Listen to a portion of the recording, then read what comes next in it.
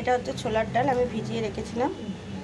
ছোলার ডালের ধোকা, তার জন্য ছোলার ডালটাকে আমি বাটবো।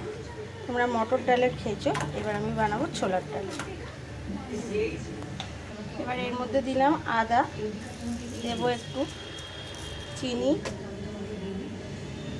দেবো একটু আন্দাজ মতো গুঁড়ো মশলা, দেবো নুন দিয়ে এবার সব কিছু দিয়ে বাটবো। আর দেবো হলুদ, দিলাম হলুদ। এবার এটাকে আমি ভালো করে ফেটাবো। এবার কড়াতে দেবো সাদা তেল, বেশি দেব না, অল্প একটু দেবো সাদা তেল। আর তেলের মধ্যে দেবো হিং ফোড়ন। এবার ওর মধ্যেই দেবো বেটে রাখা ডালটা। ডালটাকে দিয়ে একটু ভালো করে নাড়াতে হবে, শুকনো করে। যতক্ষণ না শুকাচ্ছে ততক্ষণ এরমভাবে নাড়াতে হবে। এমনভাবে শুকাতে হবে যাতে কড়া থেকে ছেড়ে যায় ডালটা। ডালটা এরকম শুকাতে শুকাতে আমি সেই সময় একটা থালাতে সামান্য তেল দিয়ে লাগিয়ে নেব।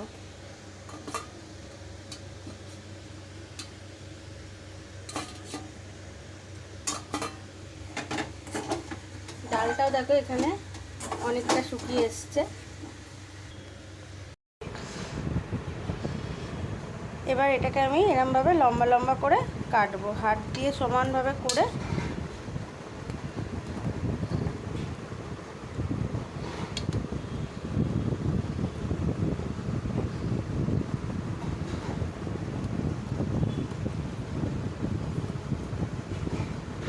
ঠিক যেমন করে ধোকা কাটে ওরমভাবে ধোকার সাইজেই কাটবো। তোমরা চাইলে যে কোনো শেপ ইউজ করতে পারো।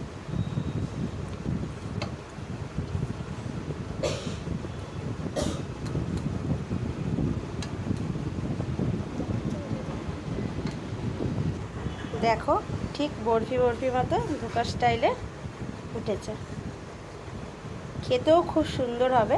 এবার আমি এটাকে কড়াতে তেল দিয়ে এবার আমি এগুলোকে ভাজবো। ভেজে তোমরা শুধুও খেতে পারো, চাইলে রান্না করতেও তরকারি করেও খেতে পারো। দেখতে পাচ্ছ কতটা সুন্দর হয়েছে, দেখো। অবশ্যই তোমরা আমার এই রান্নাগুলো কেমন হচ্ছে জানিও। কে কোথা থেকে দেখছো আমাকে না কমেন্ট করলে আমি কী করে বুঝবো বলো? তোমাদের স্বাদ আমার খুব দরকার, তোমাদের পাশে থাকাটা আমার খুব দরকার। এবার কড়াইয়ের মধ্যে তেল দেব, তেল গরম করব।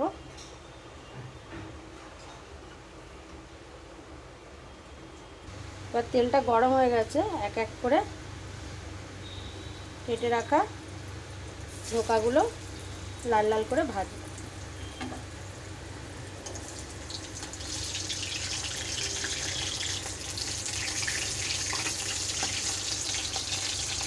এরকম এক এক করে ধোকাগুলো এরকম লাল লাল করে ভেজবো। এটা দেখবে, দেখো কতটা সুন্দর আর কতটা সফট হয়েছে, আর খেতেও খুব সুন্দর হয়েছে।